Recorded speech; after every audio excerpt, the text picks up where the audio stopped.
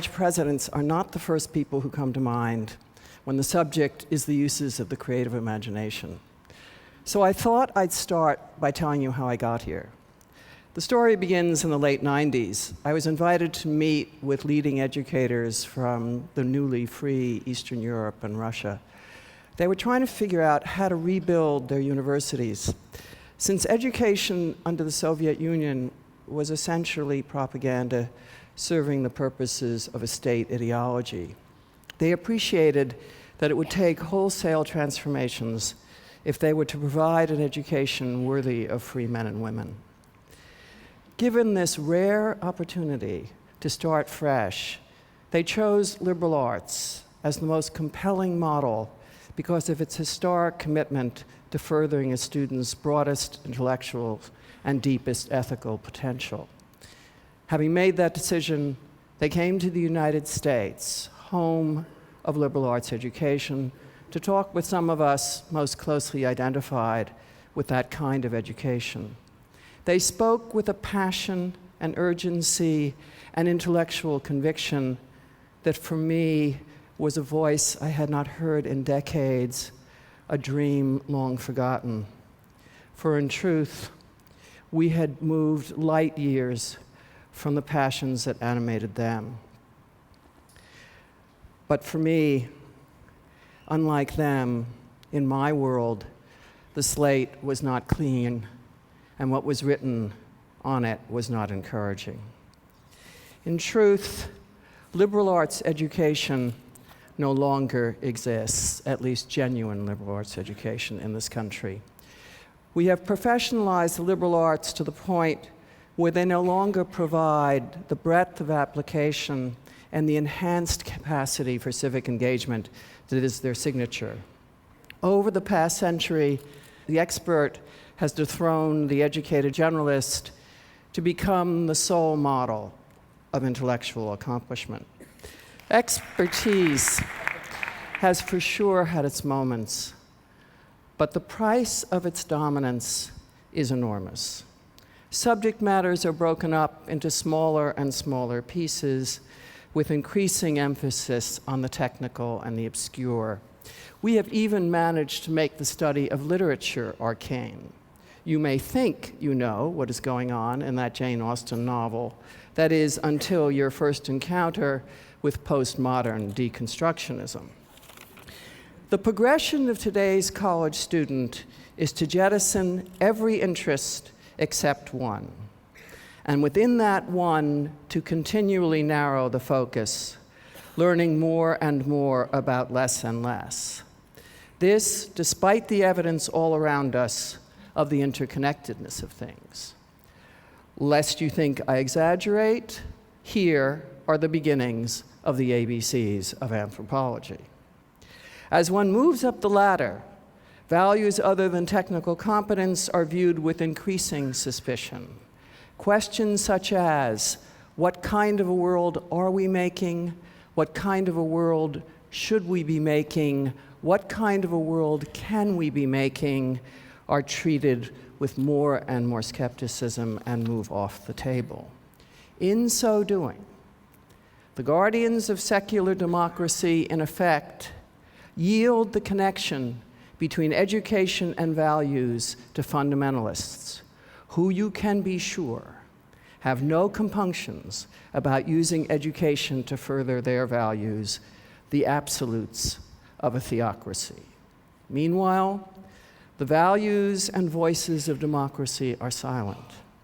Either we have lost touch with those values or know better, believe they need not or cannot be taught. This aversion to social values may seem at odds with the explosion of community service programs, but despite the attention paid to these efforts, they remain emphatically extracurricular. In effect, civic-mindedness is treated as outside the realm of what purports to be serious thinking and adult purposes. Simply put, when the impulse is to change the world, the academy is more likely to engender a learned helplessness than to create a sense of empowerment. This brew oversimplification of civic engagement, idealization of the expert, fragmentation of knowledge, emphasis on technical mastery, neutrality as a condition of academic integrity is toxic when it comes to pursuing the vital connections between education and the public good, between intellectual integrity and human freedom, which were at the heart of the challenge posed to and by my European colleagues. When the astronomical distance between the realities of the academy and the visionary intensity of this challenge were more than enough, I can assure you, to give one pause, what was happening outside higher education made backing off unthinkable. Whether it was threats to the environment, inequities in the distribution of wealth, lack of a sane policy or a sustainable policy with respect to the continuing uses of energy, we were in desperate straits. And that was only the beginning. The corrupting of our political life had become a living nightmare. Nothing was exempt. Separation of powers, civil liberties, the rule of law, the relationship of church and state, accompanied by a squandering of the nation's material wealth that defied credulity. A harrowing predilection for the uses of force had become commonplace, with an equal distaste for the alternative forms of influence. At the same time, all of our firepower was impotent when it came to halting or even stemming the slaughter in Rwanda, Darfur, Myanmar. Our public education, once a model for the world, has become most noteworthy for its failures. Mastery of basic skills and a bare minimum of cultural literacy eludes vast numbers of our students. Despite having a research establishment that is the envy of the world, more than half of the American public don't believe in evolution, and don't press your luck about how much those who do believe in it actually understand it. Incredibly, this nation, with all its material, intellectual, and spiritual resources, seems utterly helpless to reverse the free fall in any of these areas. Equally startling, from my point of view, is the fact that no one was drawing any connections between what is happening to the body politic and what is happening in our leading educational institutions. We may be at the top of the list when it comes to influencing access to personal wealth. We aren't even on the list when it comes to our responsibility for the health of this democracy. We are playing with fire. You can be sure Jefferson knew what he was talking about when he said, "If a nation expects to be ignorant and free in a state of civilization, it expects what never was and never will be." On a more personal note, this betrayal of our principles, our decency, our hope, made it impossible for me to avoid the question, what will I say years from now when people ask, where were you? As president of a leading liberal arts college, famous for its innovative history, there were no excuses. So the conversation began at Bennington, knowing that if we were to regain the integrity of liberal education, it would take radical rethinking of basic assumptions, beginning with our priorities. Enhancing the public good becomes a primary objective. The accomplishment of civic virtue is tied to the uses of intellect and imagination at their most challenging. Our ways of approaching agency and authority turn inside out to reflect the reality that no one has the answers to the challenges facing citizens in this century, and everyone has the responsibility for trying and participating in finding them. Bennington would continue to teach the arts and sciences as areas of immersion that acknowledge differences in personal and professional objectives. But the balance is redressed. Our shared purposes assume an equal, if not greater, importance. When the design emerged, it was surprisingly simple and straightforward. The idea is to make the political, social challenges themselves, from health and education to the uses of force, the organizers of the curriculum. They would assume the commanding role of traditional disciplines, but structures designed to connect rather than divide, mutually dependent circles rather than isolating triangles. And the point is not to treat these topics as topics of study, but as frameworks of action. The challenge? To figure out what it will take to actually do something that makes a significant and sustainable difference. Contrary to widely held assumptions, an emphasis on action provides a special urgency to thinking. The importance of coming to grips with values like justice, equity, truth, becomes increasingly evident as students discover that interests alone cannot tell them what they need to know when the issue is rethinking education, our approach to health, or strategies for achieving an economics of equity. The value of the past also comes alive. It provides a lot of company. You are not the first to try to figure this out, just as you are unlikely to be the last.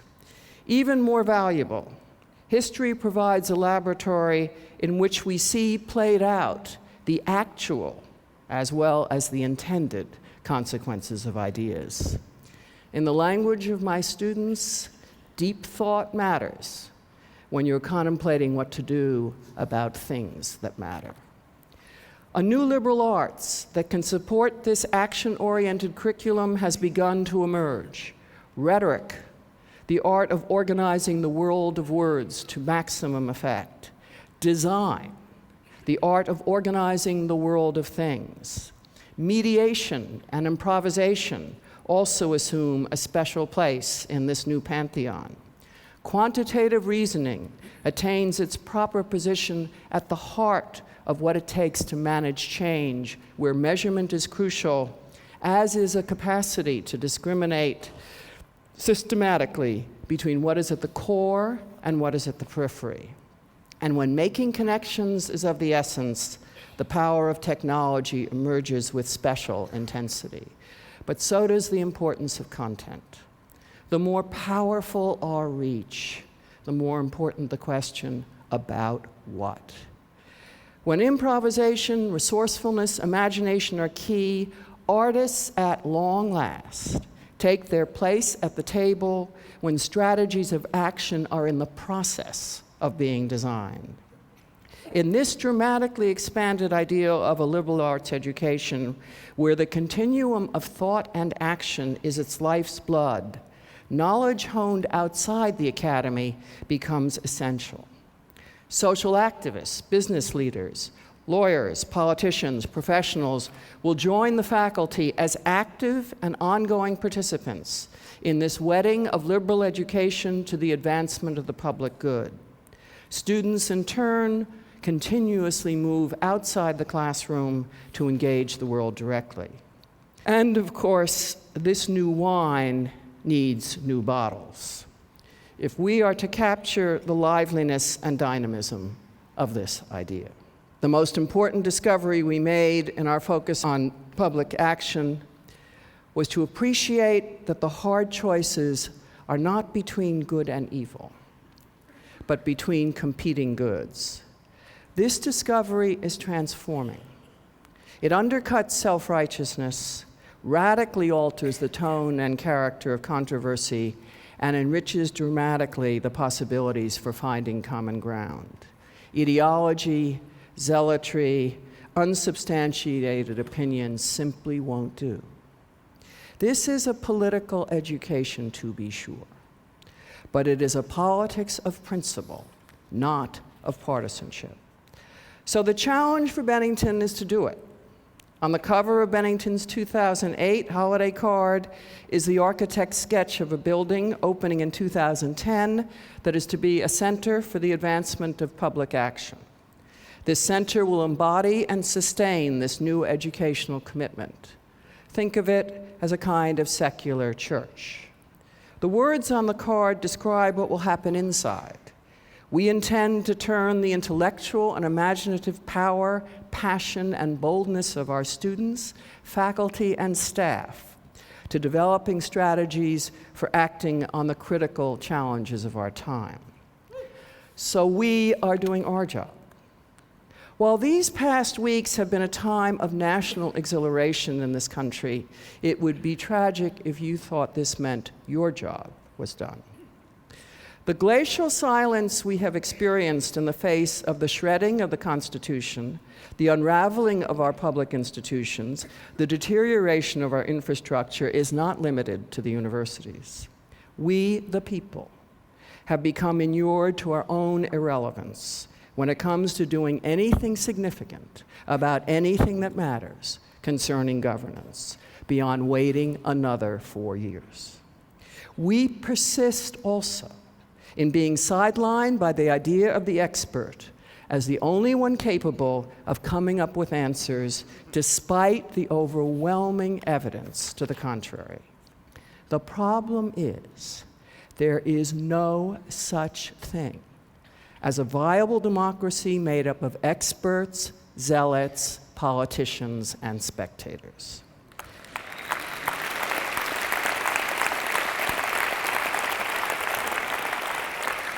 People will continue and should continue to learn everything there is to know about something or other. We actually do it all the time. And there will be and should be those who spend a lifetime pursuing a very highly defined area of inquiry. But this single-mindedness will not yield the flexibilities of mind, the multiplicity of perspectives, the capacities for collaboration and innovation this country needs. That is where you come in.